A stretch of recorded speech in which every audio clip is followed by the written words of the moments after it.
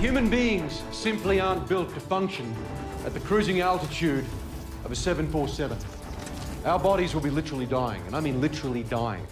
And we get you up to the top, down to the bottom, before that happens. I never thought that this was going to be an easy film. You've got to go to Nepal. You've got to shoot in the mountains. You need real weather and snow. It's a big scale movie, and it's not easy to shoot a movie about a mountain on a mountain. Up over my shoulder is the summit of Everest. It's 29,028 feet, 8,848 meters. To move this many people around this high, it's never been done. But they really want to have that authenticity, and they're getting it.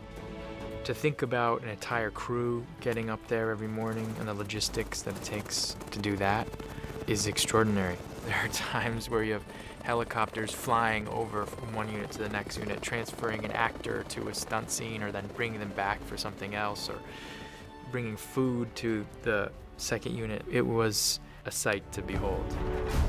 From a medical standpoint, getting you to the top of Everest is really about oxygen and the lack of it. The problem working in these environments at high altitude is the acute mountain sickness. Headache, nausea, vomiting.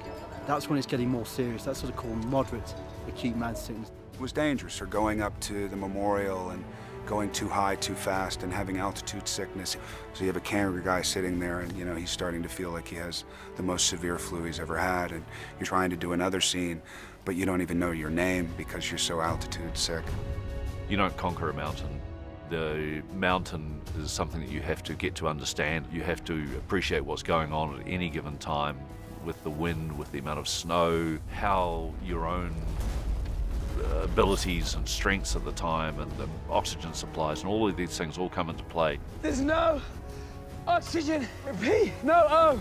You've never felt volume and scale like that anywhere else on Earth. It's just so big. It really is the equivalent of being on the moon. If you get into trouble, you are on your own.